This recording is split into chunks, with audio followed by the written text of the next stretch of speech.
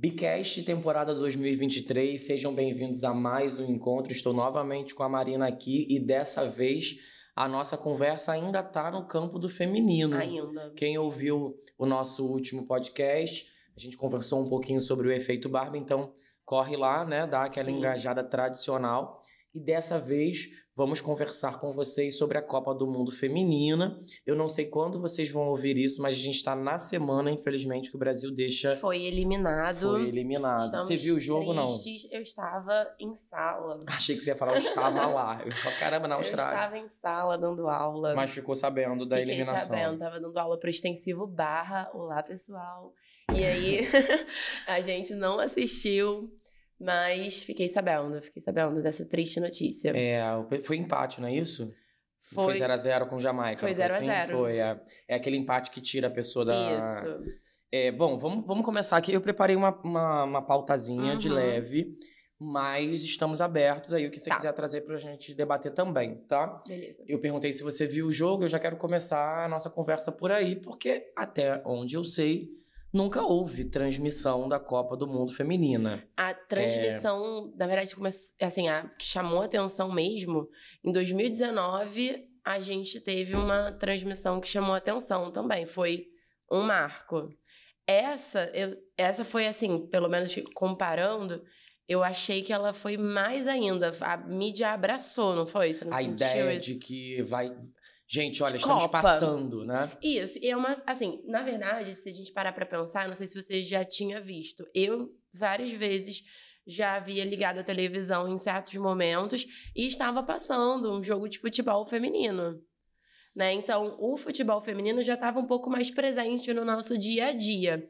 Eu acho que a diferença é que dessa vez houve uma espécie, assim, de campanha, de esforço coletivo, do tipo assim, galera, é Copa. É Copa igual. Entendeu? A Copa também. Então, vamos. Né? E aí, toda aquela campanha do Acorda Pra Elas. E essa intenção, esse engajamento. Sim. Né? Então, assim, na sua fala, realmente, desse jeito que foi, nunca houve antes, né? Sim. E aí, é natural que os programas, no caso da Globo, porque é a Globo que está transmitindo, né? Eles criaram e se alinharam nessa campanha, né? O Esporte Espetacular, o Globo Esporte, o Fantástico, o Jornal Hoje. Você vê que se criou... Uma linearidade, né? Uma série de notícias que estavam ali para entusiasmar o telespectador. Porque, de fato, só transmitir por transmitir...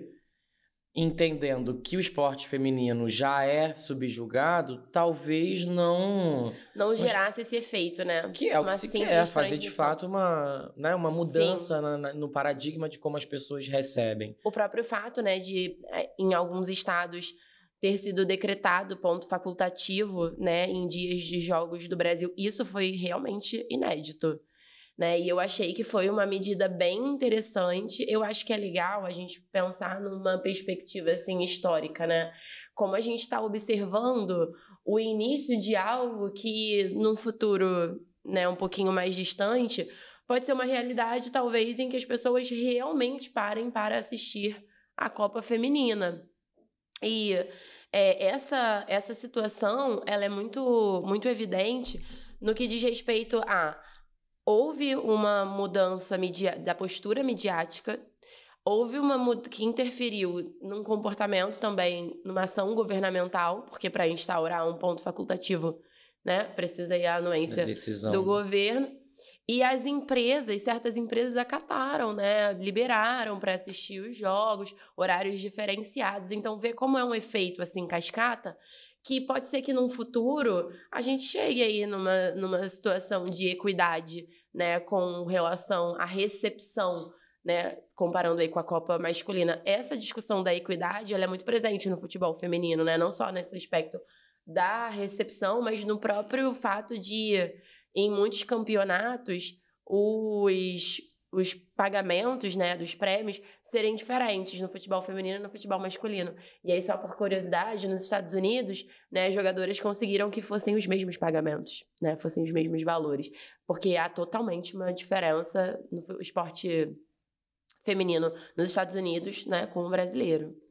E diante desse esforço de se entusiasmar o público, para que esse público acompanhe os jogos, vamos falar dos que nos mais interessam, que são os nossos alunos. Né? Você acompanhou, você, ao longo desse tempo, sentiu que a galera meio que comprou a ideia, viu o pessoal comentando em sala? Porque eu, bom, a despeito de todo esse esforço, sinceramente não senti isso nas minhas aulas, né? Em todas as turmas em que eu dei aula, eu tenho dado aula durante a semana, isso não veio. Diferente, certamente, se fosse uma Copa masculina, a gente estaria vendo o pessoal comentar sobre o resultado do jogo, algum ensilamento, ou alguns alunos até querem pegar o celular durante a aula para poder ver o resultado do jogo.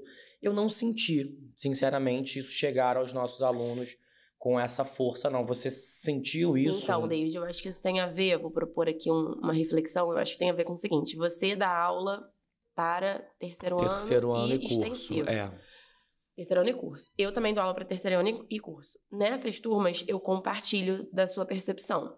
Não vi um engajamento, né, por parte desse segmento em assistir os jogos, ou comentar, ou, enfim, dar uma atenção.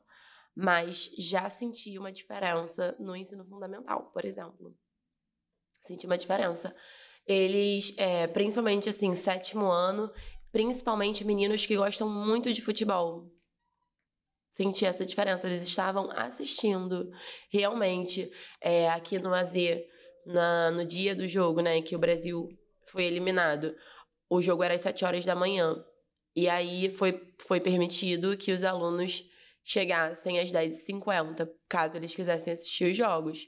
E aí muitos assistiram mesmo, chegaram depois. Bom, se assistiram ou não, a gente não vai saber, mas soube, né, de alunos que sim, falaram que assistiram o jogo, estavam acompanhando.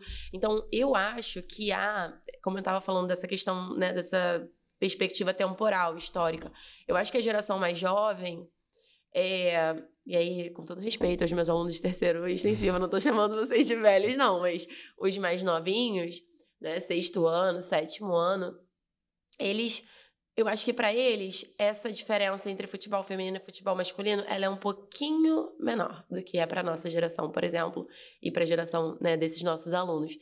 Eu acho que já vem começou um pouquinho diferente já. Você concorda? Você acha que dá pra pensar assim? Você fala sobre o fator geracional. Eu ia comentar justamente isso. Porque, bom, se os mais novos estão aparentemente um pouco mais engajados, a gente vê que tem um recorte de geração, de idade mesmo, marcando isso. Eu lido pouco com pré-adolescentes, né, dessa faixa etária de 14, 13. Eu praticamente não lido, na verdade. Então, é difícil eu consegui fazer uma avaliação quanto a isso. Mas é interessante você falar, porque eu, por exemplo, jamais imaginaria que o cara do 9º ano, do 1º ou do 8º, que seja, estaria mais interessado em...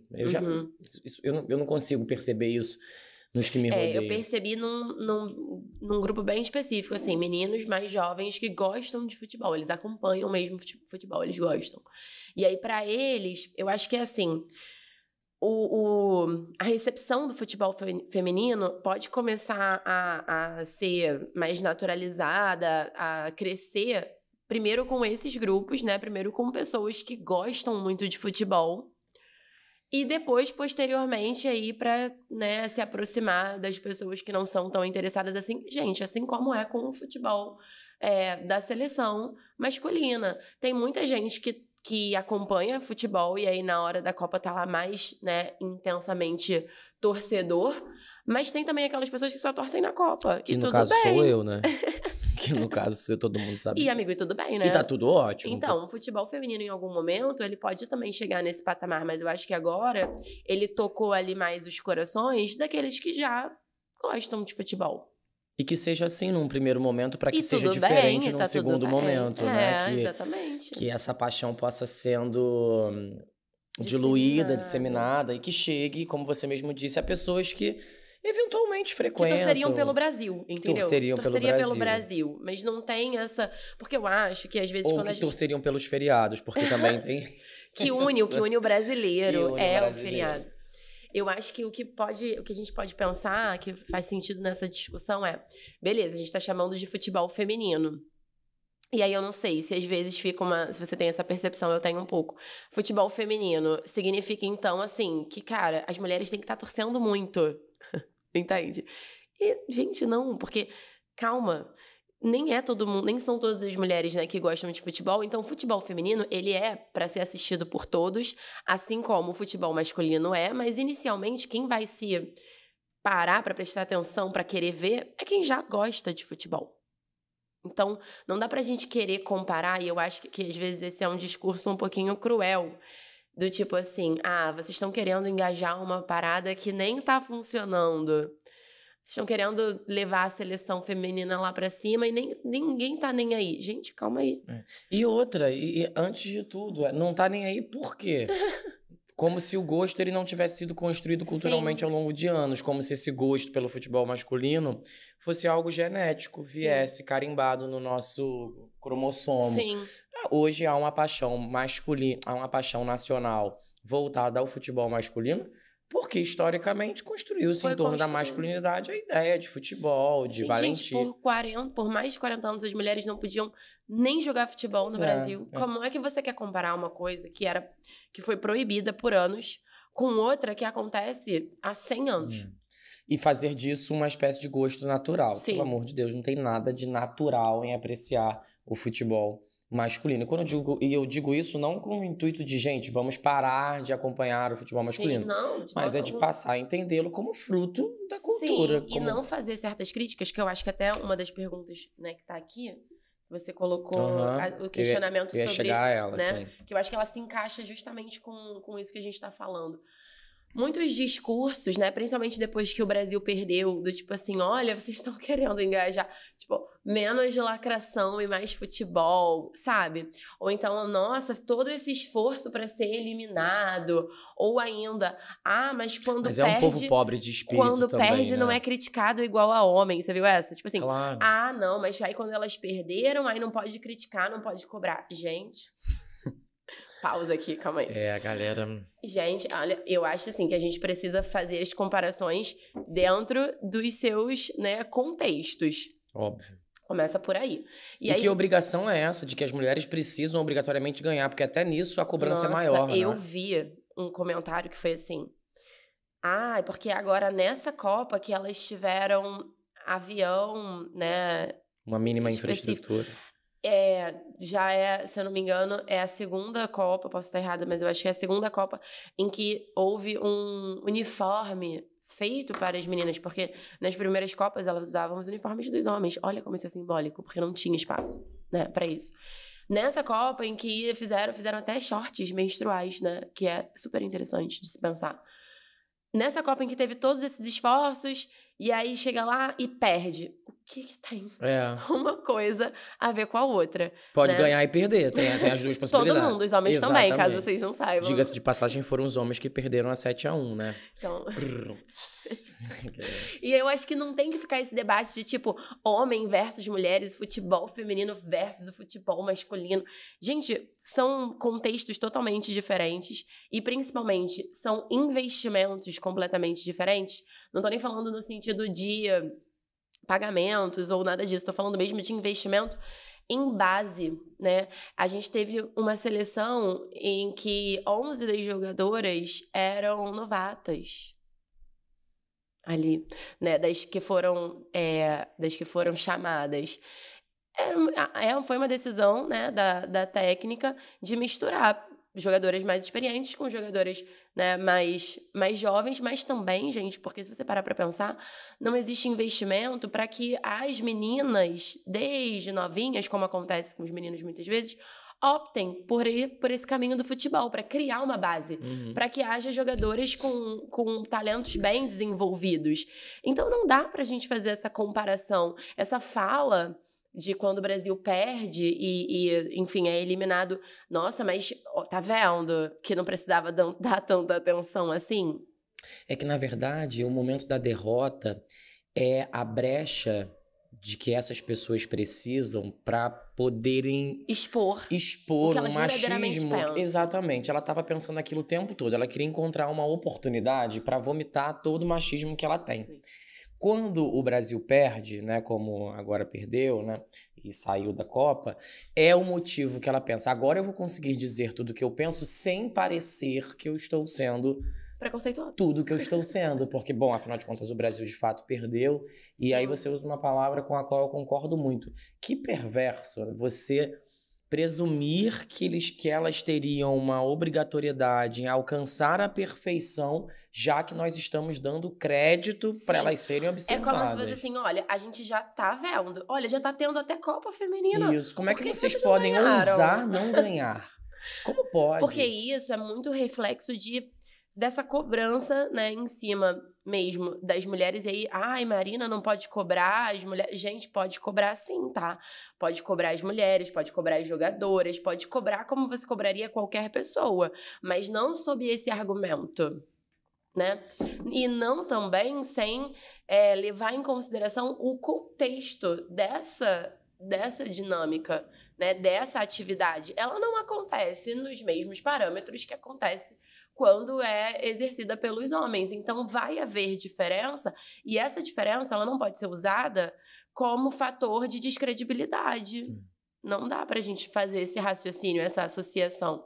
Então, eu acho que, nesse sentido, tem um longo caminho a percorrer, porque é inevitável. Eu acho que a gente não pode ignorar, e eu acho também que, de certa forma, David, a gente não pode ficar espizinhando e pisando muito em cima desse sentimento, porque é natural que ele aconteça.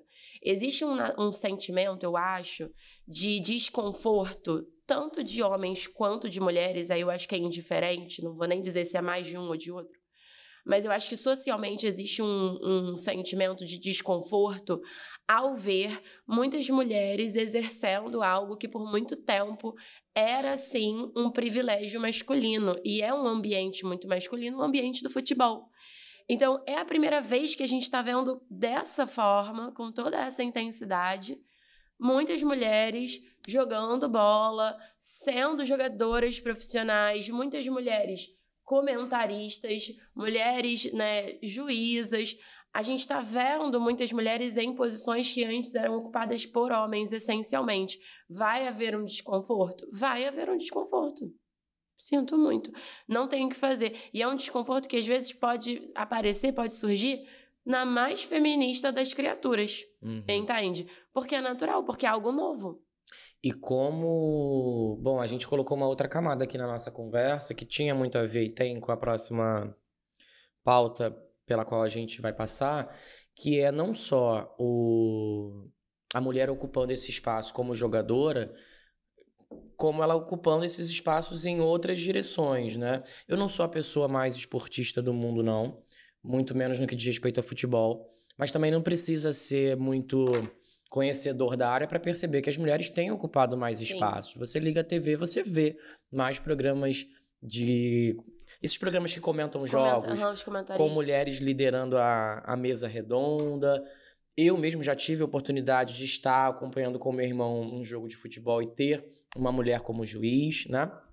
Então a gente está vendo, a própria Globo tem trazido mais para perto mulheres junto ao comentarista principal, colocando ali, né, ali num espaço. A Fernanda Gentil, né, ela trouxe ali, acho que uma visibilidade bem grande nesse sentido. Esse espaço, né? Coisa que até então, normalmente as mulheres faziam quando você tinha modalidades esportivas vistas como muito femininas. Não é assim? Sim. Então você vê uma mulher comentando a ginástica artística, a ginástica rítmica. Bom, ginástica artística não é só de mulher, né? Homens também fazem. Não existe esporte de mulher e esporte de homem, né, gente? O esporte é para pessoas. Mas essas modalidades vistas como mais delicadas, aí você colocava uma mulher, porque aí fazia, né, esse diálogo. Agora a gente tá vendo aos poucos, é óbvio que tá longe do que se gostaria, mas a gente tá vendo as mulheres ocupando esses novos espaços. E é fácil de perceber como o trabalho delas tem a sua credibilidade colocada em xeque a todo tempo. Que verdade seja dita, nada novo sob o sol do Ocidente também. É bem aquela postura do tipo assim, acho que as meninas se identificam com isso, se você tá num lugar e fala que você é do time tal, aí vem um cara e fala, tá bom, fala o nome dos jogadores. Isso, eu gosto dessa banda, fala qual é o nome do álbum, do terceiro álbum. Você tem que provar, É. né, que você de fato gosta, você não tá tentando estabelecer uma competição. Inclusive, muitas vezes ele faz essas perguntas e ele próprio também não sabe. Sim. Mas ele presume que você, como tá ocupando aquele espaço, tem que saber gabaritar aquilo que se diz. E isso acontece com mulheres médicas, com mulheres professoras, com mulheres manicures, com Sim. mulheres cabeleireiras, que seja. Como é que você tem visto isso, assim? Imagino que você tenha se alegrado, porque eu sei que você gosta muito de futebol, Eu amo ir né? a estádios. Você vai a estádio, você acompanha, e sei que você é uma pessoa presente quanto a isso, então imagino que alguma parte de você se alegre por estar acompanhando esses novos lugares sendo ocupados, Sim. mas queria saber se você também, nessas circunstâncias de ir a um estádio, de torcer pelo seu time, já se viu numa situação dessa em que a sua paixão pelo futebol foi colocada em xeque e você teve que provar para alguém que, olha, eu tô aqui porque quero estar e não porque eu tô tentando me equiparar a vocês, Sim. ou ainda eu tô aqui para buscar homem, né, ou ser cortejada por algum homem. Como é que você experimenta isso? Eu acho assim que essa discussão ela pode ser entendida principalmente sob a perspectiva do compartilhamento de um espaço, né? Eu gosto muito de acompanhar, né, meu grande time, Flamengo, no Maracanã. Eu adoro assistir os jogos, eu gosto de parar para ver o jogo durante a semana, quando eu consigo, porque tudo isso, para mim, é uma forma de lazer, é uma forma de divertimento. Eu não me coloco num lugar, e aí eu, Marina, tá? Não me coloco num lugar de ser a especialista em futebol, entender todas as E nem jogadas. precisa. E não preciso. Assim como muitos homens também. Exato. Não tem esse ideal. Então, a questão que eu acho com relação à presença das mulheres no ambiente do futebol é que acaba, muitas vezes, havendo por parte de algumas pessoas, e aí, novamente, não vou nem colocar homens ou mulheres, porque são pessoas mesmo. São tanto homens quanto mulheres que fazem isso. Acaba que muitas pessoas têm uma dificuldade de perceber que esse ambiente ele pode ser compartilhado por todo mundo de diferentes maneiras. Nem todo mundo que assiste a um jogo tá ali porque é super especialista. Tem gente que tá ali para ter um momento de lazer. Tem gente que tá ali porque aquilo ali é uma memória afetiva familiar. Tem gente que tá ali por motivos completamente equivocados para brigar. Tem diferentes motivos para você estar em um espaço, né, esportivo, para você assistir a uma partida de futebol.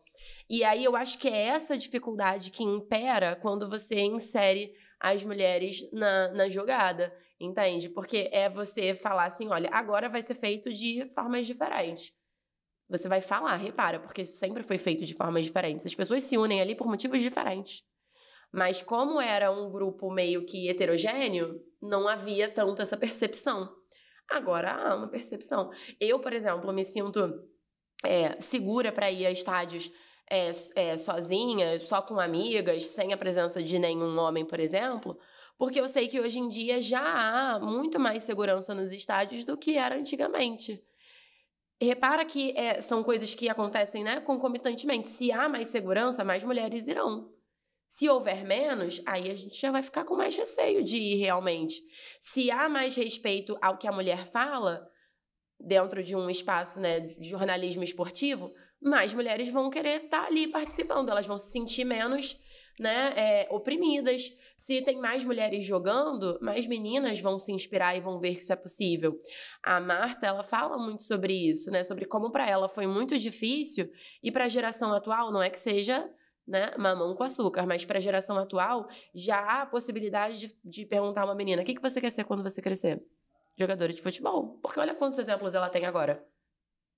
Olha quanto de visibilidade, né? Então eu acho que esse espaço que as mulheres estão conquistando no ambiente do futebol é bastante simbólico, mas ele vem aí com esses entraves, né? Você enfrenta esses entraves. Acho que você traz um tema de Enem que seria interessantíssimo quando você fala sobre violência nos estádios. Sim, concordo plenamente. Né? Não só a violência física, a violência simbólica. A gente teve há pouco, inclusive falei nas minhas aulas desta semana, ofensas em relação ao Richarlison, né? A gente tem um histórico grande de... A menina, né, que morreu com uma garrafada na cabeça. A gente... Enfim, Aqui Rio de Janeiro, a gente tem o Maracanã. Sabemos o clima de tensão que se cria no entorno do Maracanã Sim, em dias de São Januário jogos. também. Pois é o que só fico no tradicional, no mais popular, né? Bom, eu e Marina estudamos na UERJ, ao lado do Maracanã. Sim. A gente sabe como o ecossistema ali, Maracanã / Vila Isabel, Sim. também está muito associado a isso, né? Eu peguei trem e metrô durante muito tempo e sei que o trem e o metrô, em dias de jogos, ficam tensos. Fica ali Fica um ambiente bem violento. Tenso, um né? estado de violência ali. Você entra num vagão, todo mundo de uma torcida, você de outra, rola uma tensão porque a gente está criando ali uma cultura voltada à violência. Violência voltada para uma briga pós-estádio, pós-jogo, e uma violência em direção às meninas, né? Às mulheres que são descredibilizadas, juízas que são descredibilizadas nas decisões que tomam, né? Ou técnicas que são descredibilizadas nas estratégias que montam, jogadoras descredibilizadas no gol que não fazem, comentaristas descredibilizadas no comentário que fazem sobre algo. Muitas direções e muitas camadas diferentes de possibilidades. E aí, para encerrar a nossa conversa, senão a gente vai ficar aqui eternamente, eu queria saber o que você pensa sobre... Ou melhor, o que você espera, né, em termos de comportamento, sobretudo dos homens, em vários espaços sociais, assim, daqui em diante. Quais são as aberturas que os homens podem acionar para facilitar? E como é que é a tua visão de futuro, assim? Tá otimista, tá pessimista? O que você tem visto? Eu tenho estado bem otimista, porque eu percebo um movimento, né? Assim, essa visibilidade da Copa Feminina, ela se deu muito também por conta de uma parceria entre homens e mulheres, né? Ela aconteceu ali, muitos jogadores... E precisa ser assim. Precisa ser assim, né? Eu acho que a chave pra gente pensar isso, eu acho que isso está acontecendo...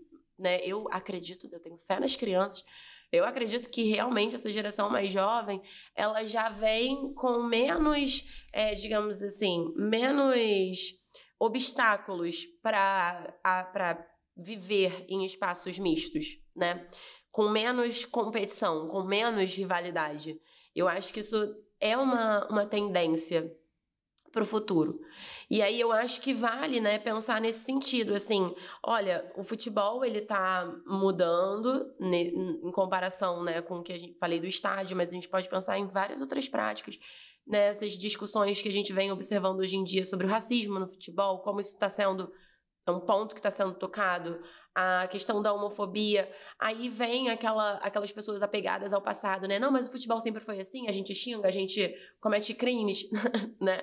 Então, assim... Mais uma prova de que tem que mudar, porque se sempre foi, né? Exato, então eu acho, assim, que não é só a presença feminina no futebol, eu acho que é realmente uma mudança de mentalidade. Tipo, ai, nossa, mas no passado a gente fazia assim, aqui a gente sempre pôde xingar. Gente, mas... Não pode, sabe?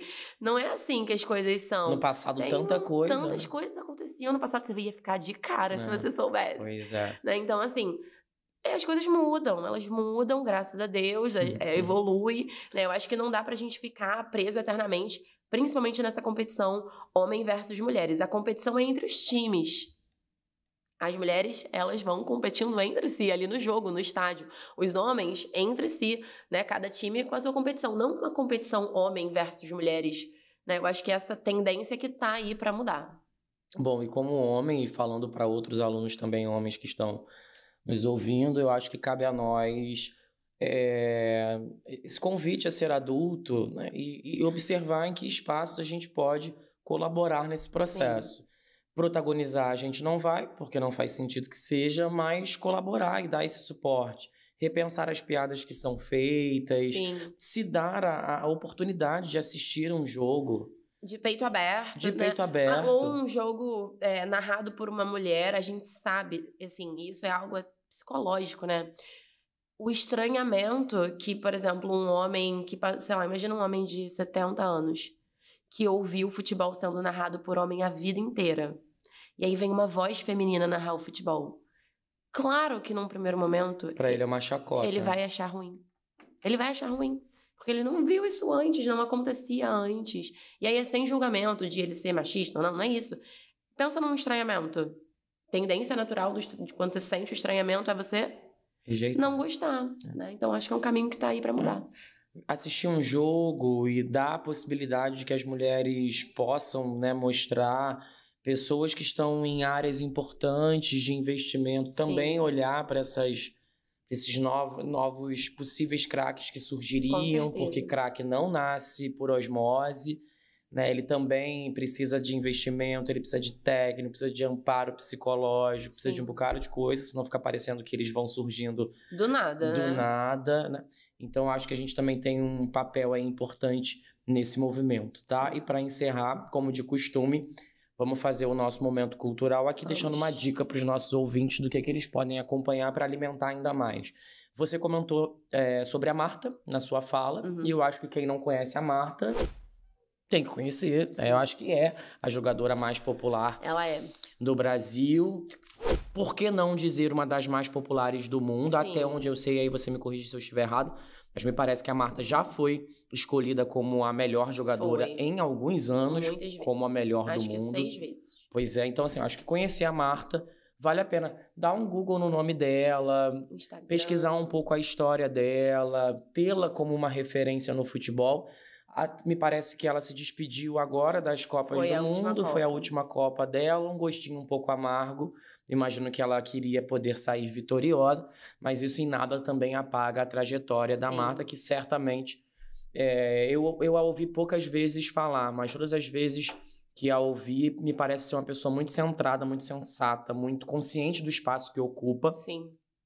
E é óbvio que nesse movimento ela puxa muitas meninas, não só para o futebol, mas para outros contextos. Então, vai de repente no perfil do Instagram, ver umas fotos, umas coletivas de imprensa. Sim. Conheça a Marta tanto quanto você conhece, vá lá, o Neymar. Sim. Né, que é uma pessoa que espirrou na esquina, as pessoas estão sabendo, vira notícia. Acho que a Marta também é uma pessoa boa pra gente ouvir e seguir, né? E você? Eu quero sugerir um documentário que ele é da ESPN, ele é sobre jogadoras, né?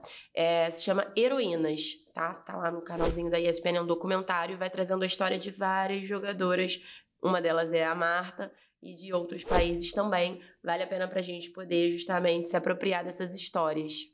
E humanizar essas figuras. Assim como a gente conhece o Hulk, conhece o Neymar, conhece o Richarlison, conhece o Vinícius Júnior.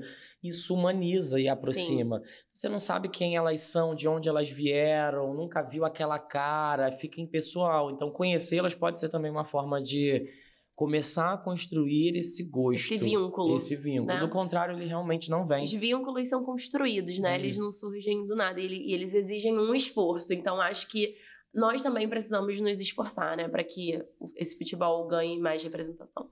É isso. Obrigado, Marina. Muito obrigada. Obrigado, ouvintes. Até um próximo episódio. Obrigado, Bruno, de novo aqui. Bruno. Pela parte técnica. Marina é flamenguista. Sim. Bruno... Viu? Eu tô neutro. Eu retiro que eu disse mentira. Eu, no meio dessa história, não tenho nada a ver com isso. No final aqui da gravação, eles discutem sobre quem é melhor, essa coisa toda. Gente, obrigado. Até o próximo episódio. Espero que vocês tenham gostado. Um beijo. Marina, obrigado também, viu? Valeu. Até a próxima.